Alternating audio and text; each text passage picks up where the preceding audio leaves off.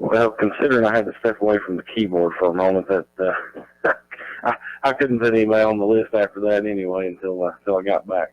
But all right, so let's go ahead and get started here. Good evening and welcome to the Tri-Cities Mountain Empire Weekly Digital Fusion Net. This is N4NT. Name is Adam, net control station for this evening's net. This net meets each Tuesday night at 9:30 Eastern Time in the Bristol Amateur Radio Club Fusion Room, 61243. The Mountain Empire Amateur Radio Society Room, 40843, will serve as a backup should the Bristol room be down at net time.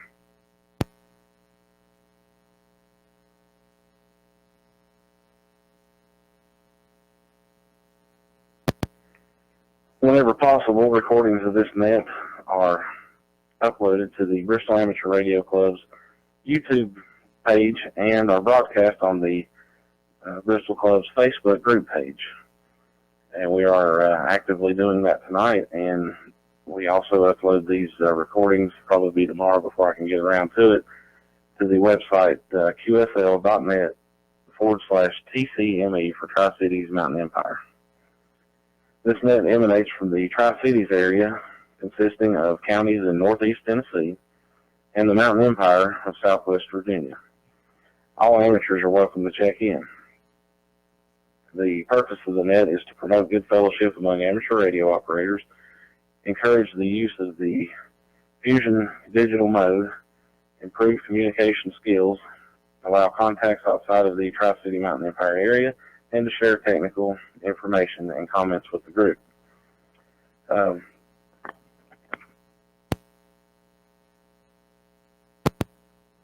Get my net logger sorted out here. We will we'll now begin taking check-ins. There we go. Had to get that manual highlighter set up. We'll now begin taking check-ins from any station. I do have a couple on the list already. N9YVK, I went ahead and put you down, and KD9JSX. But we'll now begin taking check-ins for any station. Anyone that would like to check in, please give your call sign, name, and location. Net control, please check in Kilo Mike 4, Bravo Mike Delta, Derek in Vallis, North Carolina. I'd like to be in and out tonight, please. Victor, Echo 3, Kilowatt, Zanzibar, Texas. Name is John, Juliet Oscar Hotel, November, from Ontario, Canada. New to Fusion. So I just found out about your net this evening and thought I would check in and listen to what's going on. Back to you, Adam. N4NT at Victor Echo 3 KZT.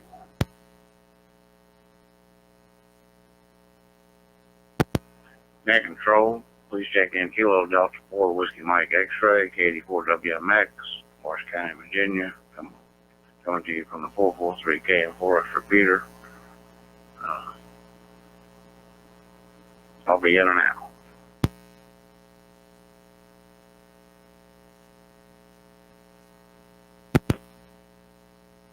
K1KC east of Atlanta. Name's Chris.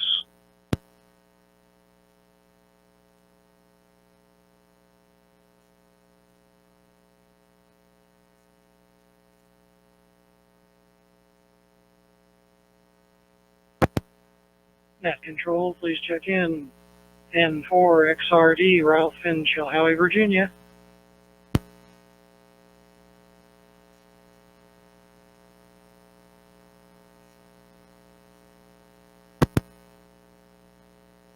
Net control, please check in KD4 CCO, Dallas, Bristol.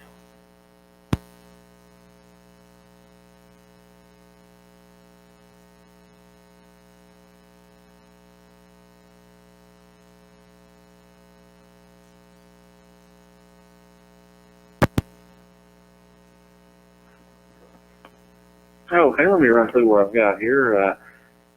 Net recognizes VE3KZT, John in Ontario. Welcome to the net, John, and welcome to Fusion. This is a fairly new net that we've got going on here, and we're certainly glad to have you. I believe since we went under the format that we're currently under, you're the first station out of Canada to check in with us. KD4 WMX, Ken, Quiet Lodi, Virginia, got you checked in and out, Ken. Thanks for checking in. And then K1KC, N4XRD, and KD4CCO. We'll be back to each one of you for comments.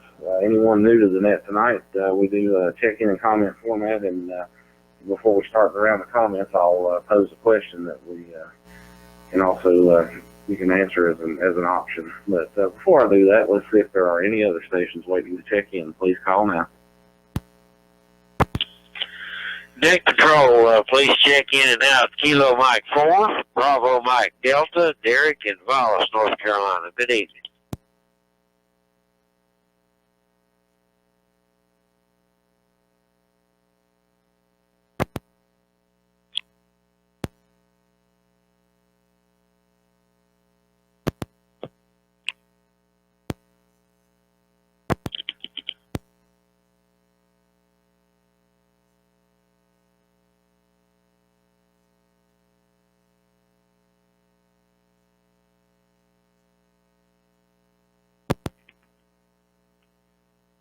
Okay, we picked up KM4VMD, Derek in North Carolina, in and out. Thanks for checking in, Derek.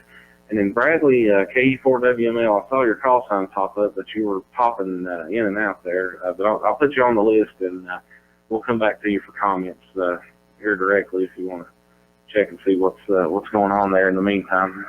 Any other stations, please call.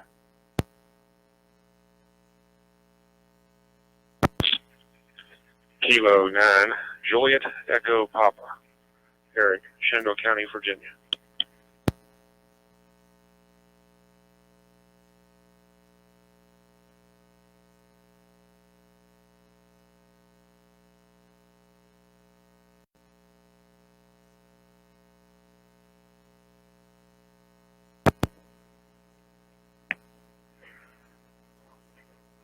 Okay, we picked up K9JEP, Eric in Shenandoah, Virginia.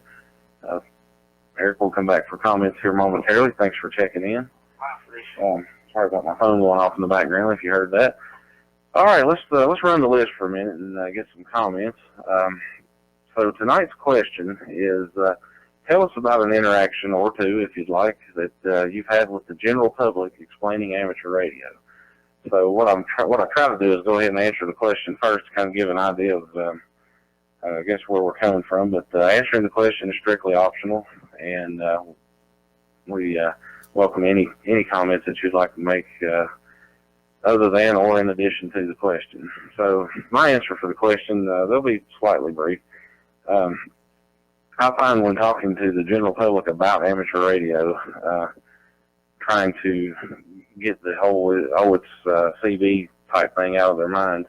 I explain to them the repeater systems and how that, one person can be on one side of the mountain and one on the other and that kind of thing. But I think the one thing that, when I'm talking about HF, the general public, it seems to really open their eyes and catch their attention at the very least is when I talk about de-expeditions and what all goes into that and, the expense involved and people going to these different areas and, some uninhabited and that kind of thing, and for the purpose of being able to make amateur radio contacts.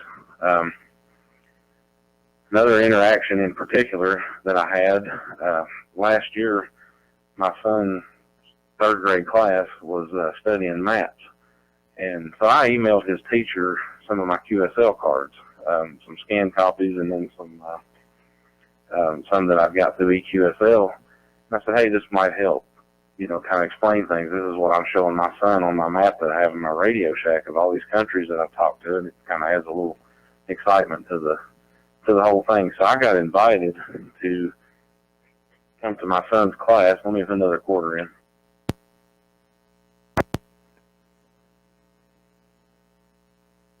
His teacher invited me to come to his class one day for about a 30-minute block or so and speak to the class about amateur radio and the different countries that I had made contact with and that kind of thing as it relates to, with the map. So I was able to stand there in front of the electronic board and she would put up my QSL cards, and then I'd go over to the map and I would show them and talk to them about, hey, I talk to these different countries, but also look them up and get information about them and learn about them, and that, I've been in this hobby since I was 15 years old, and I could attribute most of what I know about geography to amateur radio.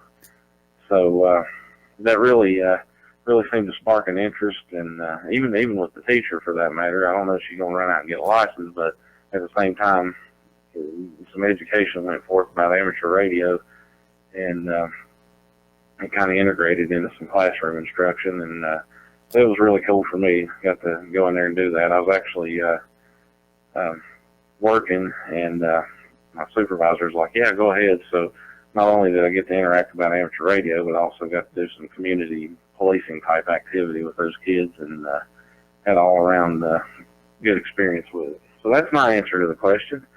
And we will pose that question now to the first check-in of the night, KD9JSX. Tony, good evening, Tony.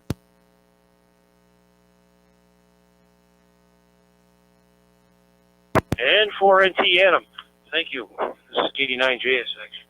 And I'm a fairly new ham, so I do not have a whole lot of interaction with people that are not hams. My girlfriend doesn't want anything to do with it. I guess it takes some of my time away from her. We did have a field day. Had a few people come by that were non-hams and introduced them, showed them equipment, showed us operating, and that's about it. Really, I have talked to I am a trucker. I am currently in Appleton, Wisconsin, and I am parked for the night.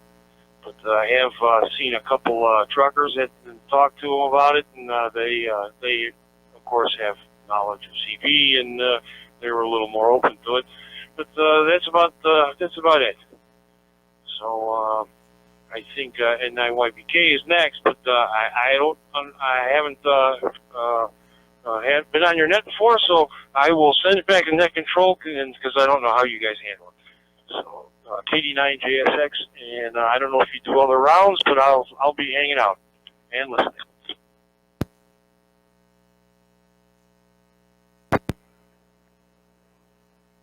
Okay, Tony, thanks for checking in. Yeah, usually they throw it back to me, and then I take it to the next one. That way I can say something if need be, or I guess whatever. We might look at that format though in the future. I don't know. We're still young and experimenting around. We might even try to do some early check-in type stuff, but we can't really commit to a time because we have an FM net that precedes us. So it would basically be we could just start that as soon as possible afterwards, but that's some things we can experiment around with. But well, we'll get to think about it though for any new hams that are on here, especially if you haven't had a whole lot of interaction talking to the general public about amateur radio. Hopefully tonight you can pick up some things that will help you in that venture. And let's see, up next we have Chicago Matt. Good evening, Chicago Matt. What kind of interactions have you had with the public, or what kind of comments would you like to make tonight?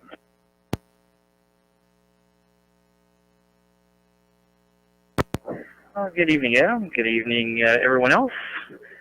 We're happy to bring over with us tonight the QSO America room, also on Fusion. Thank you, Adam, for allowing us to connect to you and being part of your net again this week.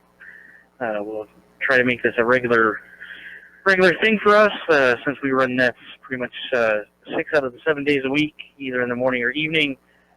Yours does not conflict with the one that we have on Tuesday, so that works out perfectly for us.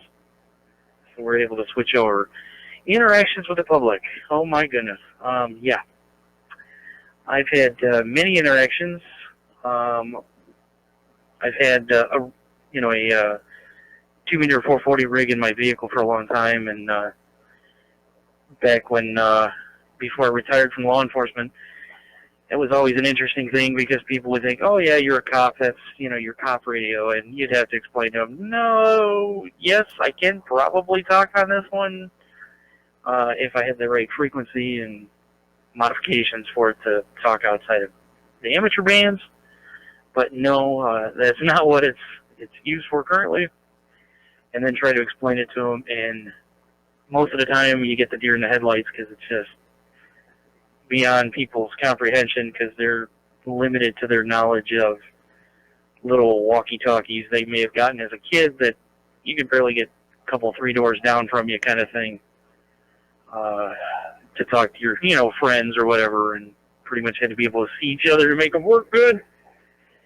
And then when you actually demonstrate it, and show them, and then like show them on a map or something, we're here, we're talking into this repeater, several towns over, and it's rebroadcasting, in a broader range of that. To give you a scope, I'm about 35, 40 miles south of downtown Chicago, and we had a repeater. There was a repeater up on the then Sears Tower, now the Willis Tower, and you could talk into that thing, and on certain days you could talk clear across Lake Michigan over into Michigan and connect with one of their linked repeaters and talk all the way up to like Mackinac Island. And that was quite fun to do with 2 meters, and to show people that sometimes was that kind of astounded them. And a lot of people are like, oh, that'd be great, I'd love to get into that, until they find out, the requirements and what's... All right, let me put a quarter in real quick. I'll be right back. Sorry, Adam, I had to steal that one. I just love that one, putting a quarter in. But, after a lot of people, after they find out, you have to study for this, and you can't just go out and buy a radio and hook it up and start talking, then they figure, that's too much work. They'd rather stick with CB or nothing at all. So it's interesting. 9 times out of 10, you just have to demonstrate it and then show them now with like digital. Talking to people, they sometimes believe you, sometimes they don't. I'm in Chicago, you're in Virginia or Tennessee, and they just don't comprehend it, and so you have to explain it a little bit and dumb it down for them, and then they get it, and then they show some interest then, but most people don't follow through. So that's my interaction. I just wanted to give a quick plug for the Friends of Amateur Radio group. It is an all-digital radio club, and you can find out more information about them at farg.club. Thanks, Adam, for allowing me to do this. And we are running a raffle, and we are just about a week away. On the 13th, we'll be raffling that off in Yuma, Arizona. You need not be present, but you do need to have a ticket. So if you'd like to purchase a ticket, go to farg.club, and tickets are available there for a chance to win a brand new FT3, Yaesu FT3. So that's all of my comments, and again, welcome to FARG there, Adam. It's great having you as a member. So back to you, N4NT from N9YBK, Chicago Met.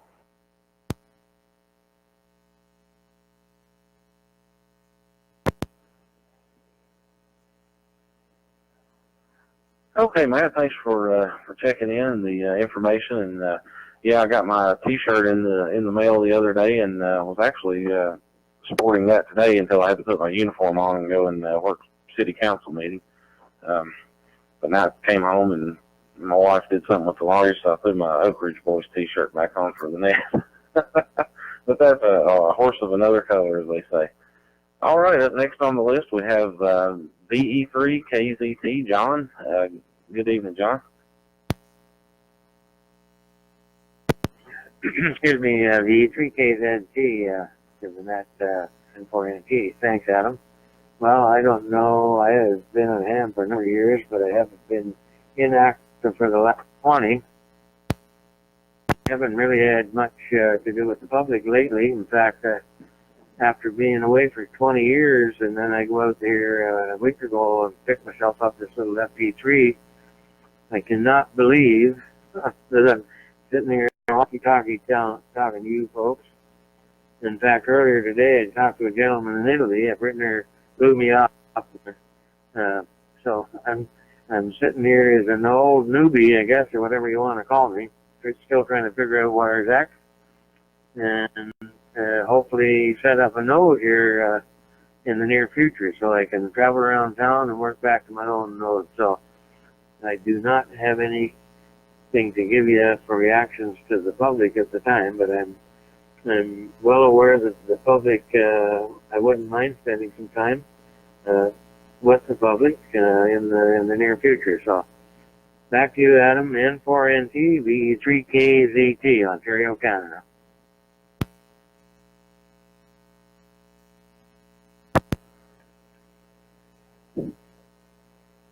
Okay, John, thanks for checking in, and thanks for the comments and information, and I'm glad you're enjoying this new aspect of the hobby.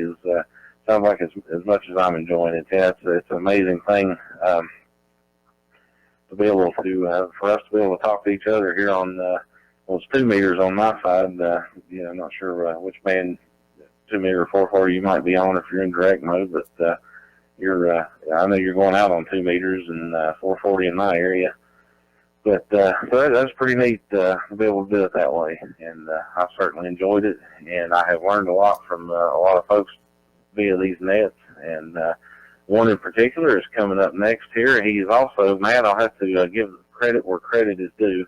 He's the person I heard say, let me put another quarter in when it comes to resetting the timeout timer. But K1KC, Chris, you got any public interactions to tell us about, or any other comments?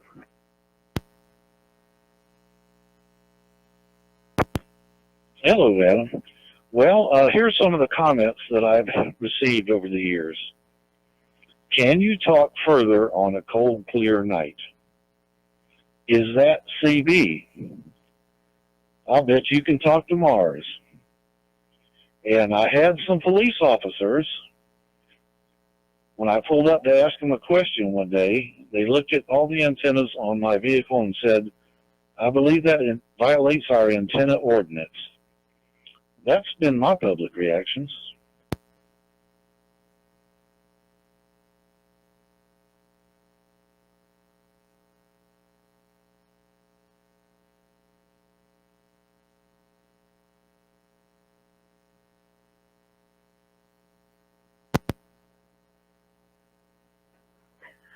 Well, I tell you, I have definitely heard a few of those myself over the years as well, especially the Mars thing. And usually when those come in, I talk to them about satellites and moon bounce and that kind of thing. So it captivates their attention a little bit. But I can honestly say, though, in some of those conversations, I don't know that I've actually picked up someone new into the hobby out of it.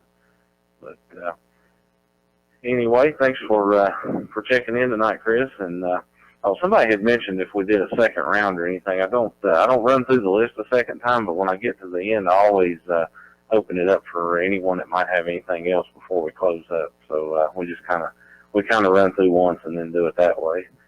All right. Up next from Chilhowie, Virginia, we have N4XRD. Ralph, if you have any public interaction stories or anything else you'd like to comment on tonight. N4NT in the net, N4XRD, Ralph in Chilhowie, Virginia. Well, I'm still a relatively new ham, but I have had a few interactions. I did put a vanity tag on my small motorhome that I travel around in, and I've had a few people ask me about the call sign and the fact that it does say amateur radio on the back tag there, but most of the time people don't seem to have much time to spend talking to you when you're out on the road. But traveling around this last summer, I was in Missouri in a state park one time, and I set up my FT-18 on a picnic table, battery powered, put up a Soda Beams Band Hopper 4 antenna, had it up on a 23-foot pole, strung out in a huge campsite I had. And I was listening and trying to talk a little bit on 40 meters, and did arouse some curiosity of some of the neighbor campers on that trip. So that was pretty interesting. They got a kick out of hearing the sideband, and I tuned it around a little bit to distort it some for them and explained to them the distances that might be possible, and also a little bit about propagation. And the most encouraging thing was the young daughter, who was 12 or 13 years old.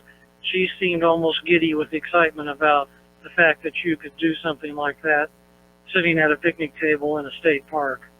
This summer I hope to set up on a busy beach along the saltwater and maybe have a little better station to run. but there's no telling what the possibilities are. I also sit in an office at an accounting firm, especially this time of year, and I see several hundred people, and my little nameplate on the desk has my call sign on it. And so far, in just over a year of that being there, I've had about 4 people ask me what N4XRD meant. Hopefully, I'll be able to set up a transceiver on my desk and have it running in the background and get even more questions in the future.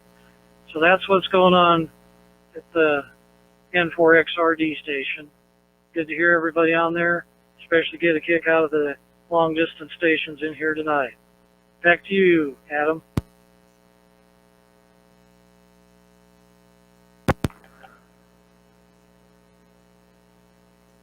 Okay, Ralph, thanks for checking in. And yeah, the antennas, I've noticed that myself. You get a lot of, you generate comments from that, and then the amateur radio license plate. One thing that used to drive me crazy was my original call sign, which was KD4ODW. And people would look at my license plate. Even hams did this, believe it or not. And they were like, what's that KD40DW? So that was one of the reasons I didn't really feel motivated to hang on to my original call. But speaking of someone has his original call, another one of my fellow KD4 era hams here, Dallas KD4CCO in Bristol, Virginia. Tell us, do you have an interaction story or any other comment? Well, good evening, Adam, and everybody on the net. Well, I've not had too much interaction with the public, but I can remember a couple of times the club that I belong to, the Mountain Empire Amateur Radio Society, we used to help out the sled dog people. They would, every winter, usually in January, they would have sled dog races over in next to Abingdon. Of course, we don't get much snow around here anymore, so the sleds all had wheels on them, but they were pulled by Husky or whatever breed. They didn't have to be Husky, whatever breed of dog they chose to. And to complement the sled dog races, I would set up an APRS tracker on the lead sled dog, sled, not the dog. And we quite a few questions as to what is that, how does that work, and all that kind of stuff. And I was always glad to answer the questions and show them what was happening. And we had a computer back in the car that I was tracking the sleds with, and we could pass that information on to the people that were running the sled dog race and all that kind of stuff. So we even got my name in the local newspaper. They spelled it wrong, but they did correct it. So that was probably my story, and I'm sticking to it. So back to net control. This is KD4 and CCO. Yep.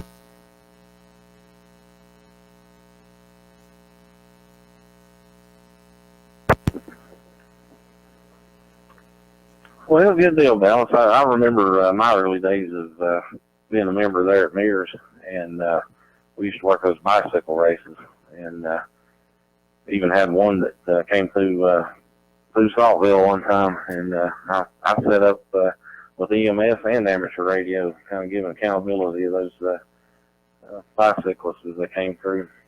Haven't heard too many of those lately. All right, let's give, let's see, Derek was in and out, so let's go next to another station in Bristol, Virginia, KE4WML. Bradley, are you still with us there?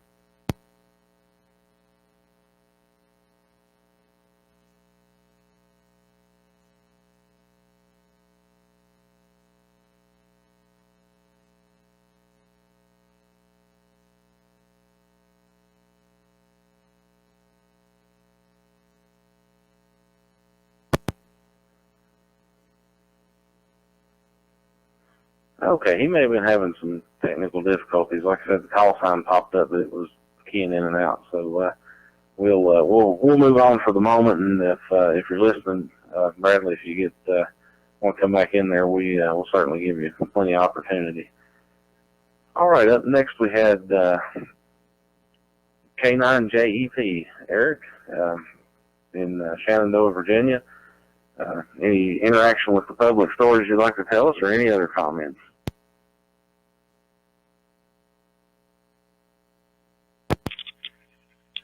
Hello, everyone. This is Eric, K9JEP. I'm mobile here in Shenandoah County, Virginia, going through my local node, which is remotely connected to a 440 repeater up on top of the mountain along the West Virginia border near Bryce Resort.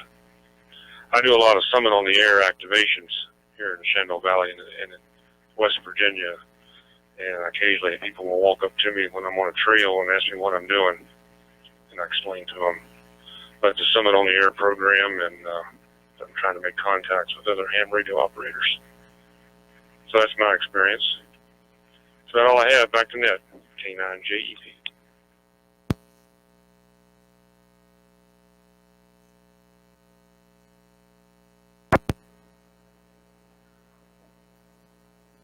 Okay, Eric, thanks for checking in with us tonight, and thanks for connecting the repeater. We're here each week, and you're more than welcome to continue to join in with us if you'd like. All right, that brings us to the bottom of the list, so we'll now open it up once again for any stations that would like to check in. Any stations, please call now. NM4L, Meadowview. Adam, check me in and I'll give you another count. XYL is yelling from upstairs, so I'm going to run.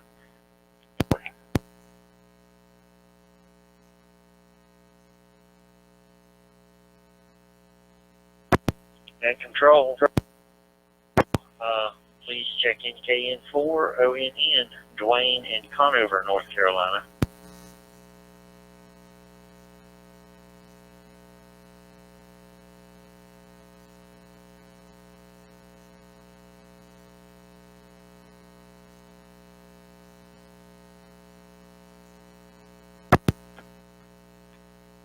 Hey, what are we doing now?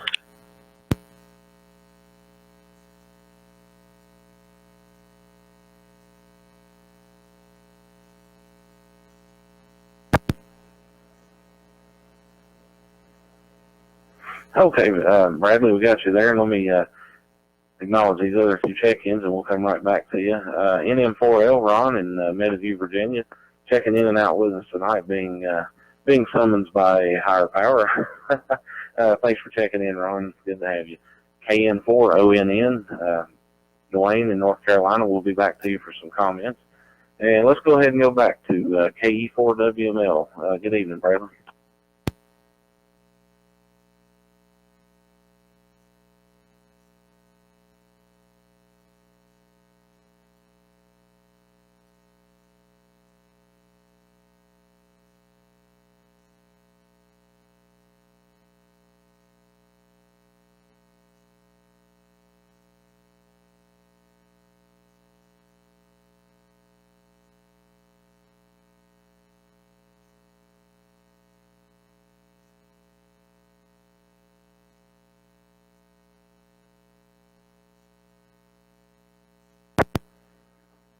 KE4WML. You still with us, Bradley?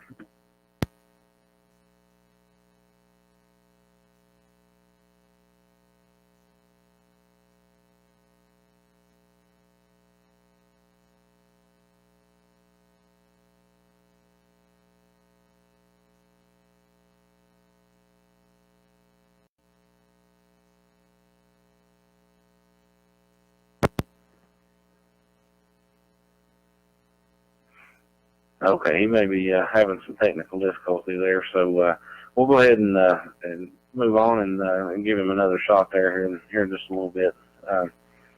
All right, up next for comments, we had KN4ONN. In case you're just joining us, tonight's question for the net is tell us about an interaction or two you've had with the general public explaining amateur radio, and any other comments that you'd like to make. Dwayne, go ahead.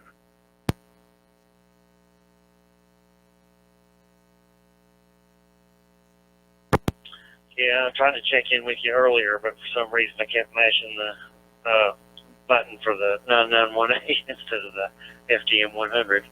But yeah, I'm a fairly new ham. I've been in it about a year and a half, and I really can't think of any interactions I've had with people other than just tell them I'm a ham. And most people I know that already are hams, you don't have to tell them nothing. So I get some strange looks riding around with two antennas on my car.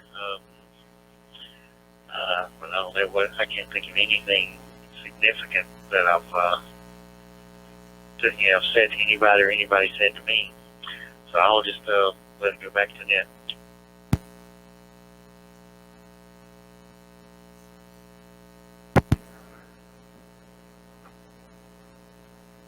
Okay, well, thanks for checking in with us tonight. And yeah, I tell you, I have over the years, friends, family, my circle or whatever you want to call it, coworkers, all that has the ones that are not hams. I'm probably one of the few hams that they know, and they have developed a semi-understanding of it because I've told them a few stories over the years and can even speak a little lingo with them and have them understand it, especially here at my house. I've tried to teach terms like HT and repeater and all that kind of stuff. All right, that brings us to the bottom of the check-in list, so we'll go ahead and open it up once again. Any other stations that would like to check in, please call now.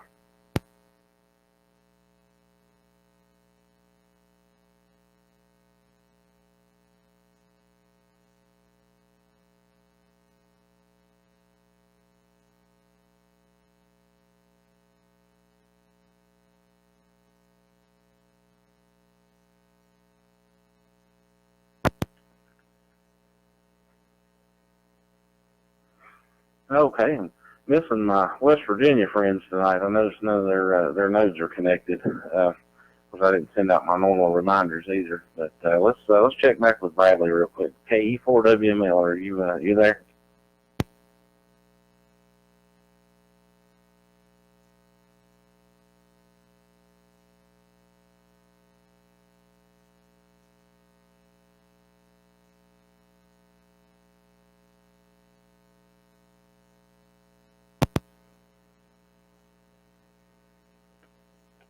Okay. Before we close the net, any station that's currently checked in have anything else for the net?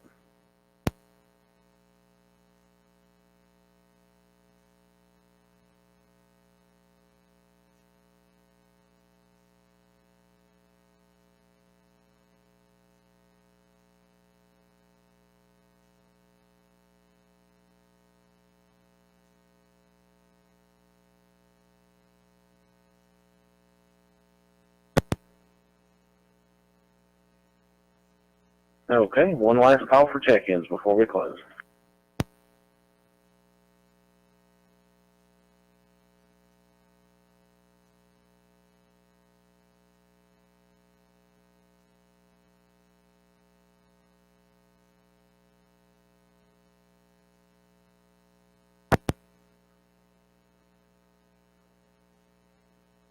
Okay, well, we run a little shorter than last week's net, but I didn't do the advertising I did last week. Noticed that we're missing our West Virginia friends as well, and I think we may have actually been preempted by the State of the Union as another factor that might be playing in there. But that's okay. We still had a good net. We had 13 check-ins tonight, and we had 5 states represented.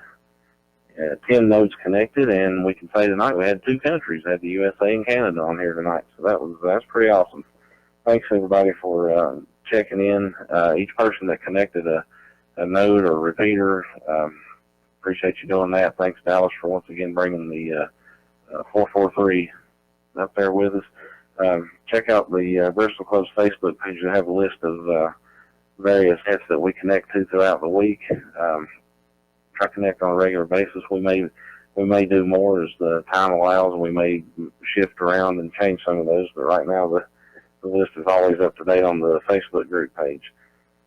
With that, I'll say thank you to everyone that checked in tonight. And this is N4NT closing the Tri-Cities Mountain Empire Fusion Net at 10:10 p.m. Eastern Time. 7-3 and good night.